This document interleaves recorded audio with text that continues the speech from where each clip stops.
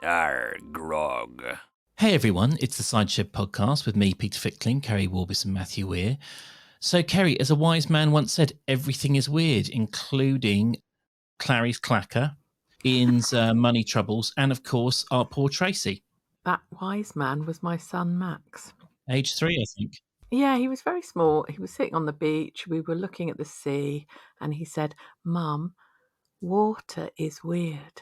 And then there was this pause and he said, "Actually, everything is weird." I thought, yep, you've sussed everything out already. Yeah, very little has changed. Yeah, exactly. That's why it's my Twitter bio little phrase thing. Anyway, yeah, clacker. That's a good word for groin. I want to say Viz and Lorraine Kelly. Those two names jump into my head somehow. Say no more, Peter. Was it Lorraine Kelly and Growler? Maybe, I don't know. Anyway, I seem to remember a Viz story was that Mr. T. They did it like a Sun story so they could work a pun in, and it was Mr. T plans to turn Paul McCartney's testicles into a 50s wooden toy. And it was Baracus to turn Macca's clackers into... No, Baracus to turn Macca's knackers into clackers. Oh, that's a good start to the show, isn't it? Yeah, oh, well, Viz is the gift that keeps on giving, isn't it? Oh, not half. Clarrie strained her groin trying to catch one of Tracy's balls. Am I right? Speaking of balls, here's some advertising. Are we sticking with that, Keri? Yeah. Yeah, okay, yeah. Guys, we promised adverts. Here's an advert. So we assumed that was an advert for pork balls, some kind of meat product. I mean, you know, Google must have, or whoever it is, must have scraped mine, Keri's and Matthew's profiles to work out the exact kind of product to serve you. So but Matthew was talking about Clarrie, her bruised clacker, and what exactly happened? Was it she slipped violently whilst trying to catch a ball on the cricket pitch? To me, it sounded like she suddenly deflated. Yeah, she seemed to fall in installments, didn't she? She was like, ooh, ooh, ooh, ah! It was up there with Shula's fall from the horse, wasn't it? Is this something that happens to women, Keri, to suddenly deflate? I don't think I've knowingly suddenly deflated. Maybe I have. Right, okay. But I was so unconscious I wasn't aware of it. I've never done that, actually. I've never been unconscious. It was a strange one. And now, because of that, she's turned into a complete victim. Well, is that the right word? She's a martyr, isn't she? Yes.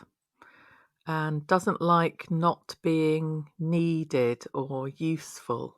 We don't often sort of try and theme the week, or we're not particularly analytical when it comes to sort of trying to come up with highfalutin ideas for analysing the show.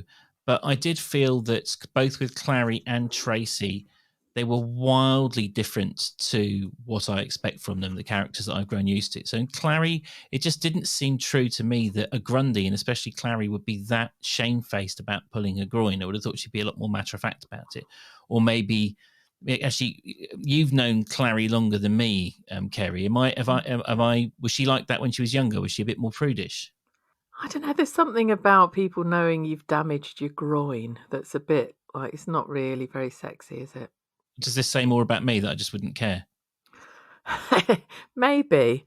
I think she, perhaps what it says is that she's feeling rather vulnerable and realising, because she said something like, it's just made me realise things don't stay the same.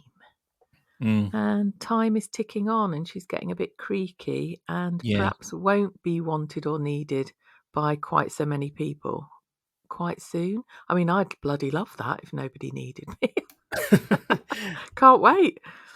I will not be making patchwork quilts when that happens. I'm not needed this weekend and I cannot wait. I love my wife, I love my son, but the two of them are buggering off to Derby for the weekend and I will be showing Clarrie how it's done.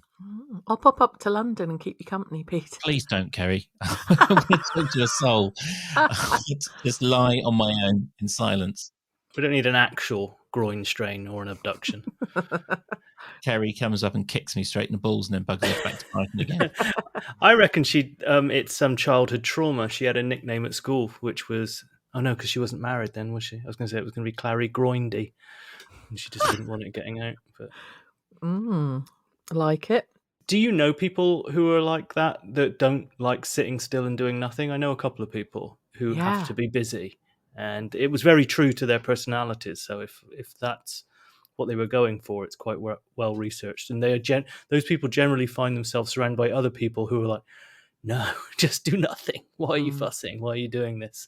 But yeah, I did kind of wonder what they're going for here. It seems to be something bigger looming in the background with her, doesn't it? Yeah, absolutely. They're revving up for something. It's a sort of a time of life crisis, or it might be, this small thing has sent her into a little sort of tiny tailspin, and there might be a larger health crisis coming. It's kind of sort of setting it's like a John the Baptist for the Jesus that is coming down the line. Well, I am a bit worried because she's turning into a tie-dye T-shirt, so not very usual, is it? I'm trying to imagine the bruising pattern that kind of like you would see on a Grateful Dead T-shirt incorporating a skull. I mean, you would go to see a doctor about that, wouldn't you? Yeah. Oh, not our Clarrie. No, she wouldn't go to A&E. She won't sort of sit down. She keeps sweeping flour up. Just keeps going, doesn't she? To feel she has a worth.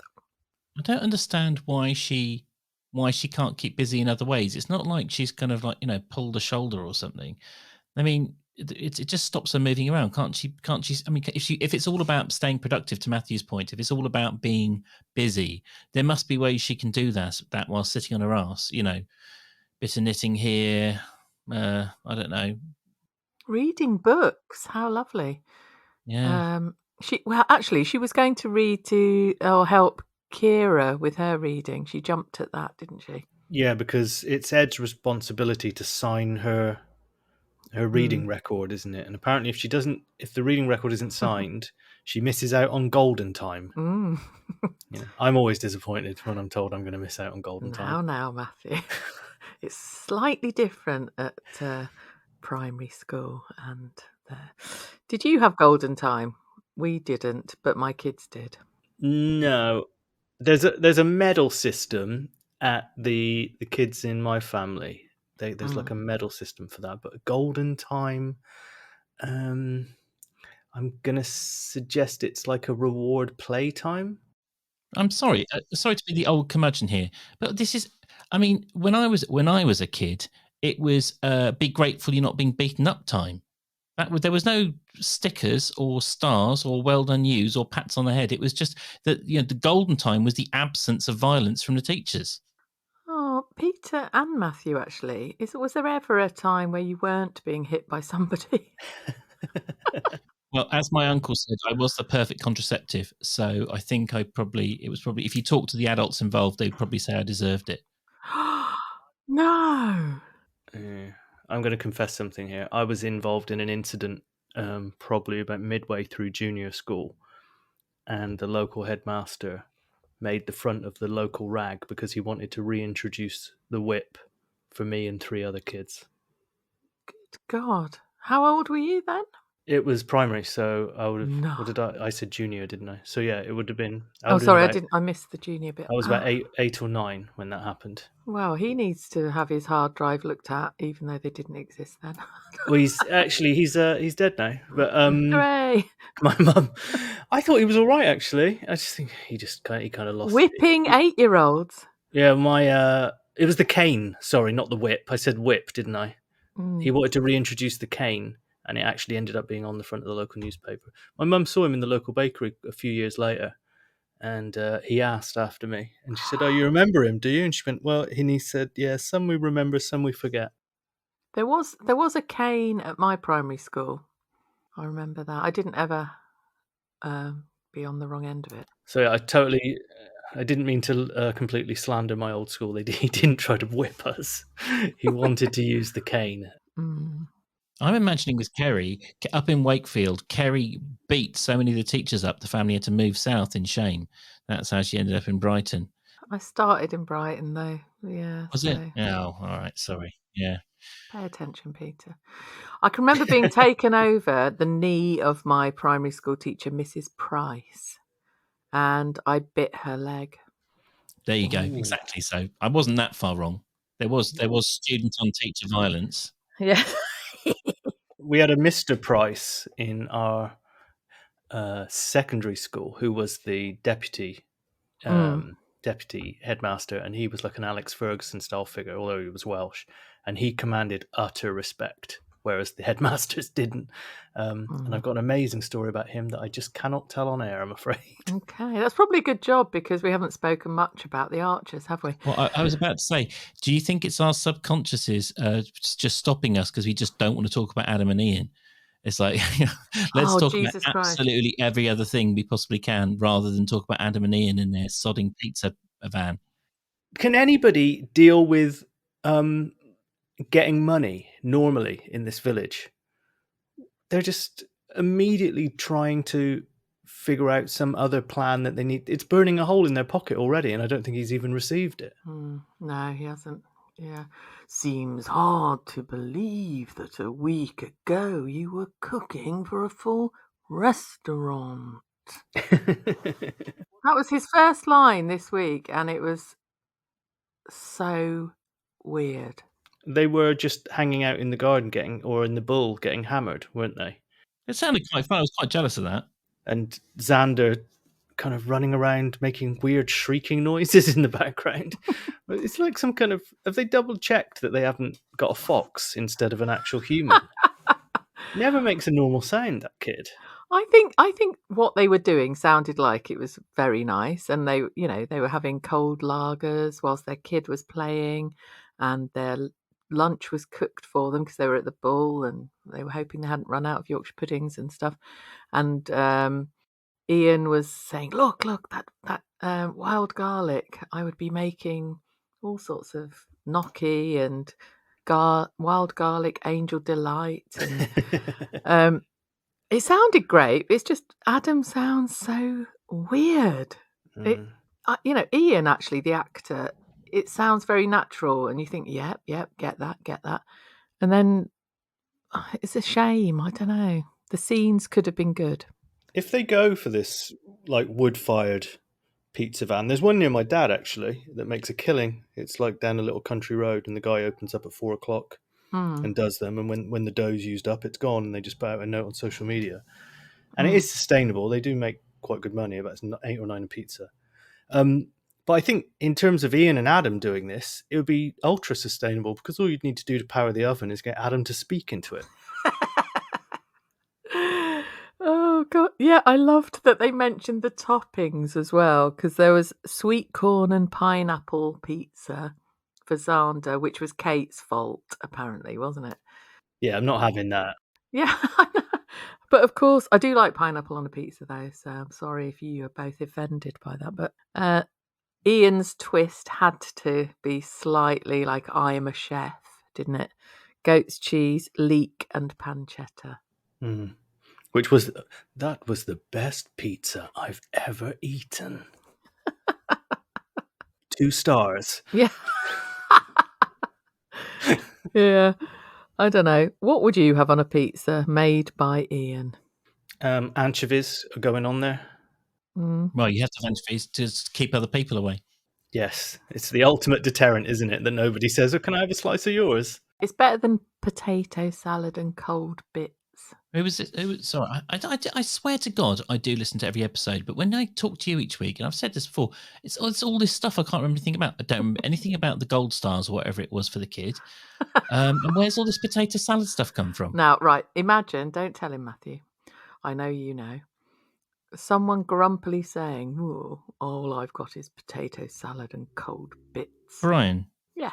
Brian and his legendary stomach. Because Jenny had buggered off to cook a roast over at Peggy's, hadn't she? Oh, this is at the care home place or whatever it is. It was Sunday's episode, Peter, so yeah. Eons ago now.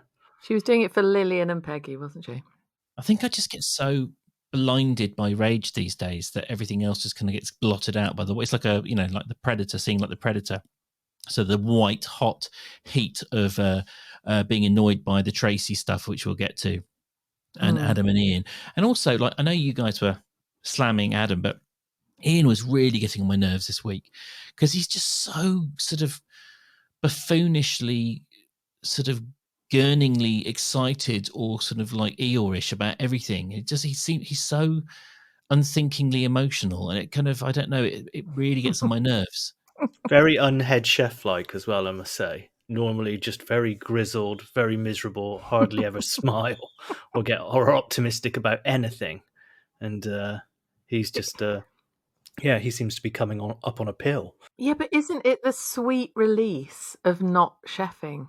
That's making him go, oh, look at the wild garlic, and I'm loving this chilled vibe, and simple life is where it's at, and all of that. Is it not just because it's behind him? Has he never taken a holiday? Isn't that exactly how he would feel for those 2 weeks? I mean, I must say, just for the record, that on our Facebook group, Kate posted to say that she could not. I cannot wait to hear Kerry's impression of Adam's scenes from this week. So she's been rewarded heartily. I hope you enjoyed it, Kate. Yeah, see, she knows he was particularly bloody awful. I like, I mean, this is going to tie in with the other parts of the story, but I did like the bit when Brian said to Stella, "Well, you know, until last week, it would have been a straight no from Adam." And then he went, "Adam, do you think we could have some money?" And he just went, "No, Brian." And then he was flip-flopping left, right, and centre, wasn't he? He was like, no, yes, no. Yes, then he agrees with Ian and then says, "Oh, by the way, Ian, that thing that we dramatically poured over and agreed on, I did completely the opposite." Yeah, and he was like, but I thought I can't do that. Yeah. You did last week. Yeah. Or didn't, probably.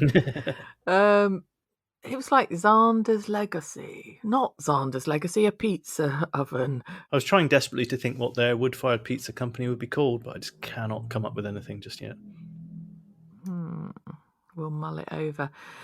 Also, that buying Alice's share of the farm to protect the farm.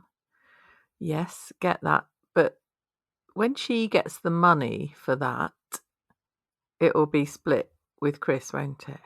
I presume it's to make it just to keep his mitts off the farm, home farm. And it's a little strange, this, isn't it? Because we're hearing in the background that all the wheels are in motion with Chris's Rottweiler solicitor. Am I right? It was he's the one who's got a Rottweiler solicitor. Yeah. Gee, surely they don't cost very much. You just pay them in like raw meat, don't you? But so we got to hear about that from other people, and I thought there was that very weird crossover. The bad feeling between Susan and Alice doesn't seem to have stepped over into her and Adam's relationship, which I thought it might have by now. Is that how you feel about real life, or is that sort of Archer's logic? Because in Archer's world, if one family member falls out, then the whole family has to fall out. Or do you think that is true to life, that you would be feeling awkward about being friends with a brother because you've had a bit of a Barney with the sister? Hasn't she been a bit off with the other members of the family, but just doesn't seem to be off with Adam? Or have I imagined that? Yeah, I think it depends on the person, doesn't it? And weirdly, those two seem to have got on, don't they? Because he was like going, we're the dream team, which is why the client has, from the chain of delis in London. Is there a chain of delis in London? Don't think there is. But yeah, there was that slightly awkward conversation, wasn't there, about looking out for your little sister, that then turned into, and you need to look out for your sons, which meant that she was talking about Chris and Adam was talking about Alice, but then it was Xander as well. And yeah. And then that packed her off to go and give some money to Tracy. Yeah. Which was sweet, wasn't it? How much do you think that was handed over? We're talking about enough for 3 shops, she said, didn't she? And she only eats carrots and potatoes, so it's probably about a tenner. Yeah, but I think it was, well, I said, £200 is a lot of money, but I don't think it was probably much more or much less than that. I think that's a reasonably good guess. Which is actually life-changing when you are on your uppers. Yeah, absolutely. Obviously, that the art, it's a bit discordant because there's always been the magic money tree in the Archers. Like, when someone needs to do something, it just happens. And then they've always been quite kind of loose in terms of someone's skint. It's always kind of, just sort of like Emma and Ed, their skintness. She had to go to the chicken factory, but it was never kind of gone over in any detail. I feel like we're going to be having a kind of real up and close examination of what austerity means, which I'm not looking forward to. Tracy was brilliant, wasn't she, at the end of Tuesday, because she'd f***ed up the interview. Sorry, I've sworn, but she actually said bloody as well, didn't she, this week? And she said deep doodah as well, didn't she? And cock up. She said cock up, bloody, and deep doodah. But that last bit on Tuesday night where she went, "I'm a woman with a broken washing machine, empty freezer shelves, carrots and potatoes for every dinner. I owe lunch money. I have to borrow my sister's clothes for interviews." I thought, all of that just grinds you down, doesn't it? Yeah. Poor woman. She's in a home with her dad, her brother, kids who are dependent upon her, doing her best. That when she was getting ready for the interview and she'd borrowed the jacket and was wearing her work skirt and she said, "Are these shoes all right?" And Jazza went, "Oh, with a bit of spit and polish, they'll be all right." So obviously they're not best, are they? My heart was breaking for her because I've been there where you have to go around a supermarket with your little list where you've predicted what the prices will be for each item. And if they're a bit more, then it's like tragedy time because your list is quite crap anyway. And, for her to then... I think that interview, though, I don't think it's the right job for her anyway, but she's just desperate for any job, obviously, if she's going to the chicken factory. Yeah, that chicken factory needs to unionise by the sound of it, doesn't it? So, do you think that it's plausible that an intelligent and thoughtful and resourceful woman like Tracy could freeze in the moment because of the stress, because of the pressure she's under? Or do you think that was just a bad character switch? And actually, she's, the nerves would have been expressed, because I feel like if she was nervous, it would have been expressed in a different way, especially given that it was like a school friend. It didn't seem plausible to me that Tracy would be that incompetent. Is that too strong a word? I think it is too strong a word. I do, because I was thinking about this as I walked to my corner shop about her interview, and which is why I just said it's not the right job for her. I think it's not to do with incompetence. I think that she's more of a in front of people person, not on a telephone selling something and bullshitting. And I realised that Jazza, yes, well done, Jazza, you've got that job. But the reason he's got it is because he can bullshit. And I don't personally see that as a good quality. My feeling, I completely agree. My feeling was that Tracy, it might not be a fit for her, but that she wouldn't have misunderstood the question. She would have just, she wouldn't have misunderstood the question. She would have perhaps maybe been too honest. Her failing would have been, if I was writing it, I would have had it that Tracy would have said, "Well, no, I haven't had any experiences like that," and then she would have been quietly corrected by the interviewer saying, "Well, we're trying to find someone who thinks has the most positive outlook, and we can't always be truthful, Tracy. Being a sales job or something." I didn't think Tracy would ever be so stupid as not to understand the central thrust of the question. Correct. I think you're damn right there, because the question was, how would you win round a resistant customer? And it was as if she'd never heard the word resistant or couldn't comprehend that question. That was my problem. That was daft. Yeah. But I think she was really thrown by the fact that this woman knew she's Tracy Horrobin with the blue eyeshadow and chewing gum. And so that just threw her, and she thought, I thought I could prove I was good, and now she knows I'm not good in her mind. And so the game is up. I had a meeting with a friend a couple of months ago, and it took me a few minutes to get into my stride because I couldn't wear my game face. You know what I mean? because there was someone there who kind of knew all of my secrets and knew me in and out.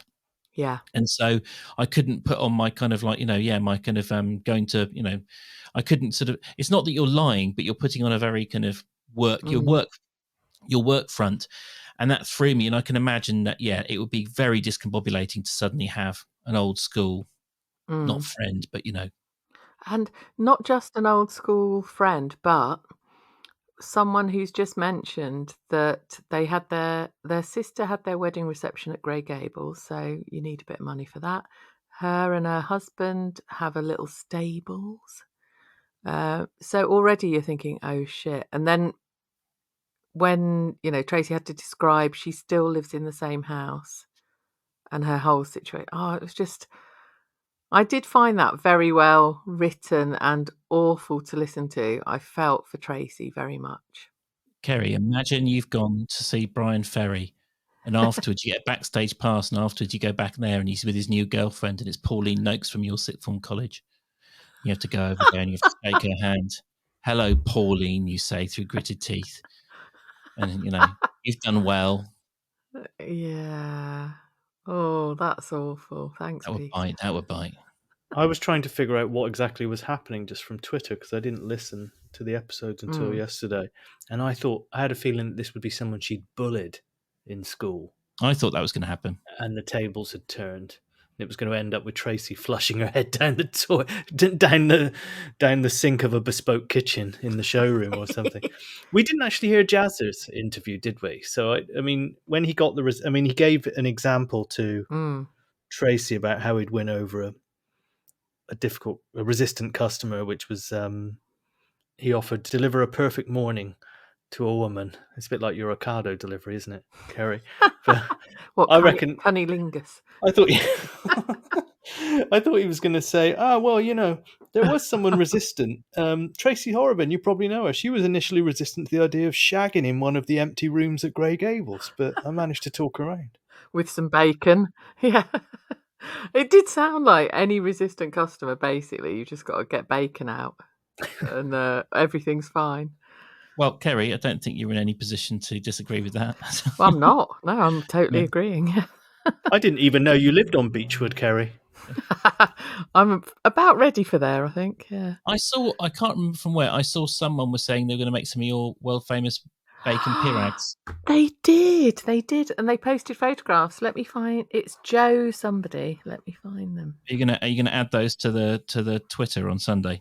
Oh my goodness. I love it when people cook my pirag recipe. I've yet to have a go at them. I know. Well, either of you. I don't buy bacon. That's what it is. But I need to get on it. I should do it at least once. She's called @_Joe, J-O, not with an E, _ again. And I've just noticed in her bio, she says bread baker. Ooh, goodness. So no wonder she was saying, are you sure you add in the sour cream after the proving? She knows her stuff. And you responded, yes, of course I am. And I went, yes, you do. Yes, you do. It's a Latvian recipe and it's strange. Latvians have been adding cream at that point for centuries. Yeah. So Jazza was supportive. I was worried that him getting the job was going to send Tracy into a tailspin, although it all seemed to be part of a kind of backs against them against the world. Tracy and Jazza take on all, working together kind of plot. God, how much did I mangle that? Was it backs against the world's back wall? Tracy's backs against the walls against Jazza's backs or something. They celebrated with peach schnapps, which Brad had won in a tombola before the pandemic. What is the main tacky brand of peach schnapps in England? The Archers. Exactly. Oh, Archers. Yeah, well spotted. I didn't actually spot that until now. It's a common misconception dealing with Bristolian accents when working in a bar that an Archers in lemonade can sound a lot like an orange juice in lemonade. In a busy pub, you really don't know which one you're going to make. Yeah. It was quite touching at the end of Thursday's episode when Jazza was like, any spare tenner I've got, it's yours. We're a pair, But she was like, "It's not your place to help me out. You've got your own money troubles." And it ended up with her saying, "Knowing I'm not on my own helps a lot." Oh, that was really good. Yeah, because it was the ending of, I think, Tuesday's episode was horrible, wasn't it? And then you had this breather, where she was a little bit offish initially that Jazza was going for the interview on Wednesday's episode, and then on Thursday, it's not great, but everything's going to be okay. I quite liked that. Yeah, I mean, I have been saying for a long time that I want Emma to manage to escape the kind of us and them working class, upper class, or middle class kind of divide in the village, and maybe I will grudgingly watch the horror show at their house, the austerity at their house, if actually it can be, they can sort of build on that scene and make Tracy and Jazza happy together. I just want Emma. Where is she? She hasn't been in it since the christening. Yeah, good point. She was pretty much in every plot for a good year and a half, wasn't she? Good couple of years. She's busy cutting, pulling, hacking, and twisting. Is she still at the chicken farm? No. Probably not, no, but I liked that description. I thought that was Jazza's dance moves at beach party. Just a few too many peach snaps. Oh dear, oh dear. Locomotive Plovdiv are second in the table, by the way. Wow. Yeah, just so you know. Pretty good. Talking of algorithms, Matthew was saying earlier on about, algorithms serving me and him up all of the Amber Turd content on YouTube because we've accidentally fallen down Johnny Depp and Amber Heard holes. So I assume you're getting served Plovdiv content. Yeah, they're currently losing 63 minutes played. They're losing to CSKA 1948, but they're second and CSKA are third. Are you telling me that the good listeners and Keri and I are not getting 100% of your focus and concentration? No, it just popped up on the phone. I like a football team that's just letters and numbers. Yeah. Are we going to hear messy court scenes, do you think, when it goes to family court? Chris would be Amber Heard, and Alice would be Johnny Depp in this scenario, wouldn't? That's because Alice is the one with the drinking problem, but who's actually fundamentally a good person, and Chris is the absolute psycho who is superficially clean as a whistle. Who's shitting in the bed? Yeah, Chris. I reckon like the Alice's team should bring Amy in as a witness, and it'll end up with Chris going down for 30 years. Oh, Matthew. What? Oh my God. Hey, Peter, did you notice? You probably didn't, but did you notice? This should be a regular feature. Yeah, the things that Peter might not have known. That Susan was playing 9 till 5 by Dolly Parton. On the back of Peter saying how much she adored Dolly Parton last week. I thought of you. I think I did. I'm not sure. I mean, the thing is, the way I listen to the Archers has changed so much because it always used to be like, I would listen to it while I was doing some cooking or doing the washing up. But now that I've got a toddler, that time isn't quiet. Like it's not as, so I'm always listening to it whilst I'm sort of doing 5 other things. So it's not that I don't enjoy it, but it's just in a very different way. So you don't have to listen to it live, Peter. You can sort of when Cyrus is asleep. Oh no, but the thing is, there's never, like if you must remember, Keri, like when you do have that time to get on with other stuff, then the last thing you want to do is listen to the Archers. That's what you were going to say. I believe Peter's referring to Golden Time. Yeah, exactly. Golden Time and Archer's Time are 2 very different things. Yeah. And the Golden Arches time is something completely different. McDonald's. I haven't kicked the habit of listening to the Archers while I'm cooking, but the point is, and I now have a very animated little man running around going, "Daddy, look at me, look what I'm doing." Oh, where's your missus at this point? Well, she's a busy woman. She's got stuff to do. 15 minutes. Jesus, are you turning into a Rottweiler solicitor, Keri? Yes. What's going on here? I'm trying to get the best deal for you, Peter. Okay, you and many other people will be crushed to know that I think that Charlotte and my marriage is going to survive toddlerdom. we're gonna make it through. But you must bloody hell, having a toddler is just extraordinary in terms of the thing I mean, every child is different. The thing I hear more than anything is he'll slide his foot under something and he's like, Daddy, I've got my foot caught. And what I then have to do is I then have to become a helicopter and then winch down and rescue him and do a mountain rescue. So I do a mountain rescue about 4 times a day. You've made a rod for your own back there, love. Well, it's exhausting. And he spent a lot on helicopter pilot clothes as well, Keri. Helicopter. Do the helicopter noise. Anyway, it's so... Good heavens. So tiring. But, but you love them, don't you? There are no difficult toddlers, just difficult situations. Can you give me an example when you've rescued a resistant toddler? Yes, I can. There was 8 o'clock, 10 o'clock, 11 o'clock, 1 o'clock, 2 o'clock, 4 o'clock, 7 o'clock. The other thing is it's like the universality of it. Like none of it's original. Like if you can, like every single person who's had a kid has been through it. So none of it is particularly kind of. It's like people who talk about their dreams, right? I know I'm being dull talking about it, but anyway, the point is it cramps my Archer style quite significantly. Yeah, but the 15 minutes is movable. It's portable. You can do it when you like. You can do it when you're having a shit. You can listen in the shower. The bottom line is Peter didn't hear Dolly Parton playing when that's Clarrie came to visit Susan at the yogurt place. True. Susan sent her packing as well, didn't she? She said, there's no way you're standing over machines all day. But there's no way to talk about Adam.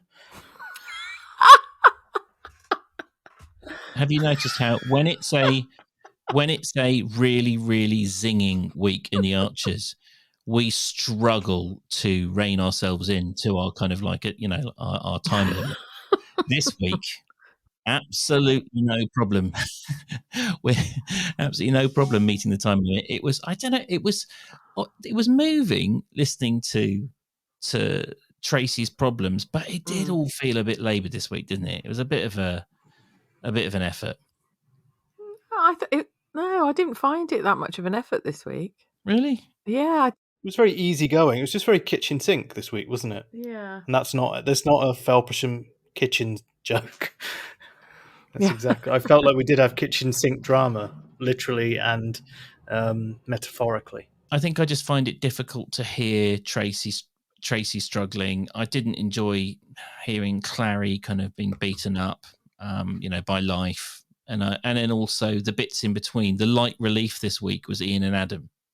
So I think that's what I'm trying to say. Like there wasn't much for me, for my particular, type of the Archers. It was nothing that was kind of like, really getting me going. As in previous weeks, though, there was no Alice. Oh, there was a tiny bit of Alice, actually, wasn't there? At the beginning, yeah. Yeah. So I take that back. Okay, fine. Where was my Russ? Where was my Jim? Where was my where was even a silly Freddie and Lily plot? Where's Joy? Where's Joy? Okay. I've had enough of the kitchen sink stuff because it's all become a bit too serious. I want Joy. The best scene by miles from the last year was Joy stripping off and leaving Russ agog, standing there unmanned because he was because he couldn't complete the job. Yeah. We want Joy, Russ, Lee. Yes, bring Lee back. Well, Lee is going to come over to Ian and Adam's for a pizza testing party. Oh, yeah. It was funny how Ian described it as recipe testing for pizza. It's not, is it? It's topping. Pizza. Yes. It's bloody toppings.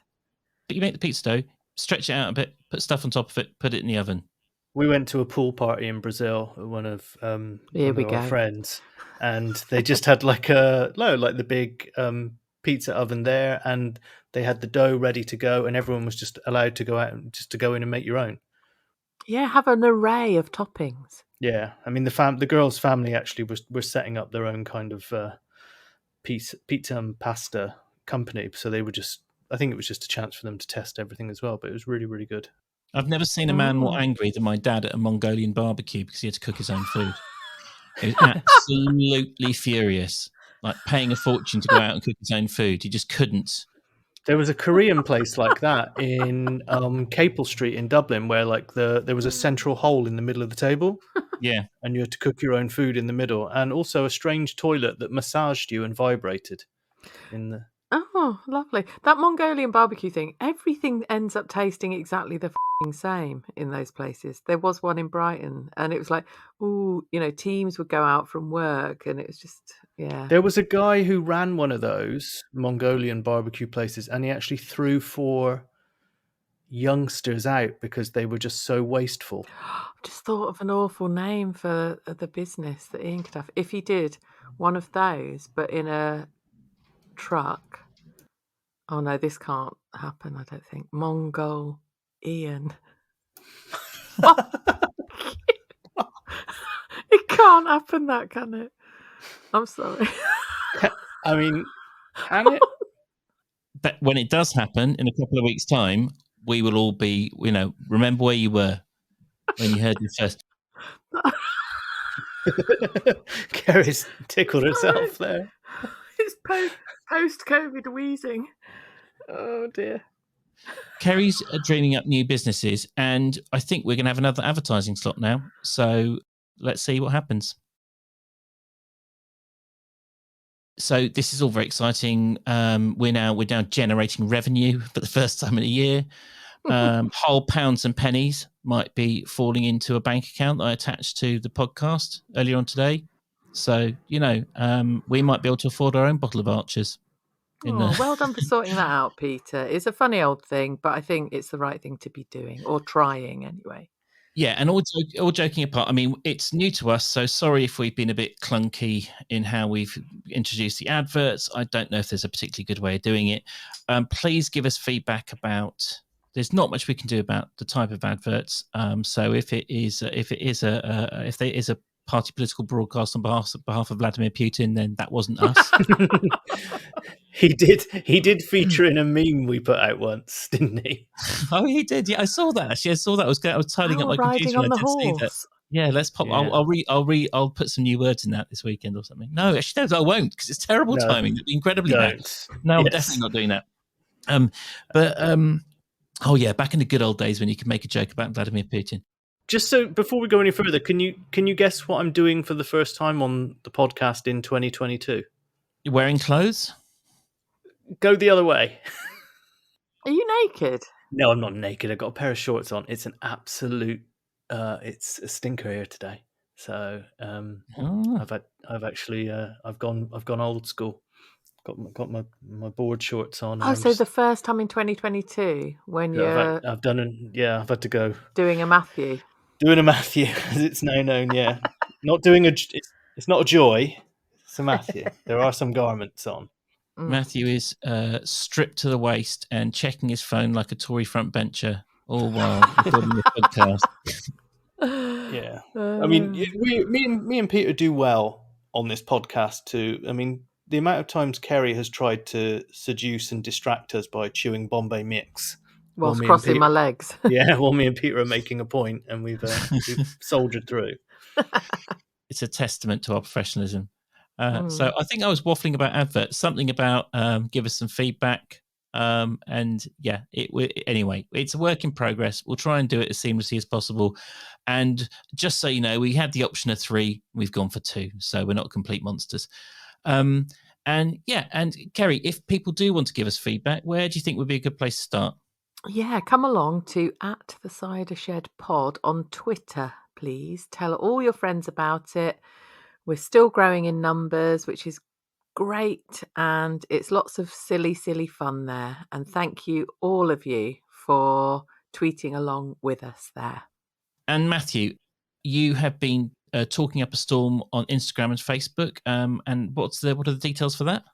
You can find our Instagram. We are the same as our Twitter, @thecidershed_pod, and we have an ever-growing Facebook group. People are joining on a daily basis called the Cider Shed Podcast, and I'll be posting up some things in the run-up to the omnibus this week on there. And any of you who haven't put a review out there for us, please do. It's been a little while since the last one, and it would be great if you could pop a few words and a 5-star review on your pod-catching place. Yeah, we do get ebbs and flows with the listenership. There's a relentless upwards tick, but there's occasional kind of jumps. And I think a lot of that is down to the reviews. So please, as Keri said, if you do have a moment, that will be absolutely fantastic, preferably with some kind words. But, honest feedback is gratefully received as well. We will be back next week, won't we? I mean, we normally are. Yeah, I don't see why not. Matthew, clothed or unclothed, we'll be back, I'm sure. Yeah, it looks like it's going to be hot. We need to monetize Matthew's lithe, naked body somehow. Well, I did post a few photos last year, didn't I? That were very tasteful. So yeah. We never did do the Keri episode, but maybe if we get to pick a number, we could do like some kind of sexy Matthew calendar or something. Oh yeah, we talked about the peanut board thing last week, didn't we? Where we slowly reveal your ankle, Peter. Yeah. Yeah, we'll just do it for Matthew peanut board. Put on a couple of kilograms while stripping him to the groin. Yeah. Yeah, and it's a long bank holiday weekend here, which is great. No work on Monday. Oh, we just had one of those. Just gone. That's why I was in Vigo. Which, just by the way, anyone, I know it's not the most accessible place, the most obvious, but absolutely beautiful city. Loved it. Well, I'm going to say thank you very much to both of you and to everyone who's taken time to listen, and we will see you next week. Bye. See you next week. See you guys. Bye.